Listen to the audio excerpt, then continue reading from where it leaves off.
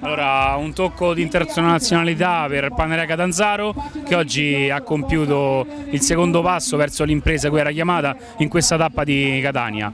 Un aneddoto in più: siamo qui con Bafò Diop, che oggi è il personaggio del giorno, perché l'abbiamo osservato alla vigilia di questa gara fare il digiuno osservando la sua religione, poi regolarmente in campo, nonostante la fatica, ha disputato un ottimo match del quale probabilmente è contento.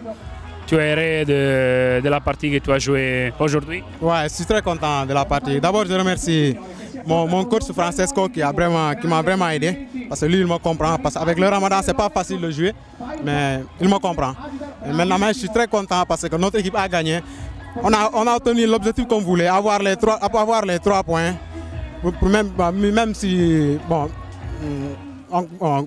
comme je veux dire, là je suis trop content, je suis trop ému. Bon, vraiment je suis content parce qu'on a gagné. Vraiment, je remercie tout le groupe, on a bien joué, mais avec le Ramadan, bon, nous aussi musulmans, il faut que je respecte mes religions musulmanes. Bon, c'est pas facile avec le musulman, de ne pas manger ni boire toute la journée et venir jouer des matchs comme ça. Vraiment, il faut avoir le cœur pour le faire, être content avec mon grand, je suis vraiment content de lui. C'est grâce à lui que je fais ça. Rien d'autre, grâce à lui. Je remercie vraiment, je remercie tout le groupe et le championnat Italie. C'est ma première fois que je compétis au beach soccer, c'est la première fois, c'est lui qui m'a amené et il me comprend, il m'a beaucoup enseigné et je le remercie beaucoup. Je suis vraiment content.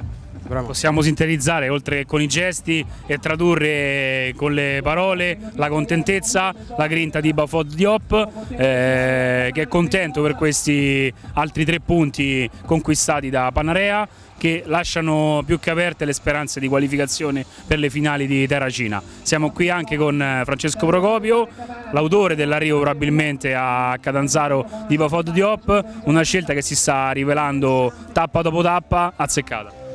Sì, è un giocatore che ho avuto il piacere di incontrare in un amichevole circa 3-4 mesi fa in Calabria. Lo vidi giocare, insomma, si capisce quando un giocatore ha determinate caratteristiche. Lui credo che possa fare molto bene in questo sport del beach soccer. Sta crescendo di partita in partita, è un giocatore che si applica moltissimo, che si allena in maniera molto precisa.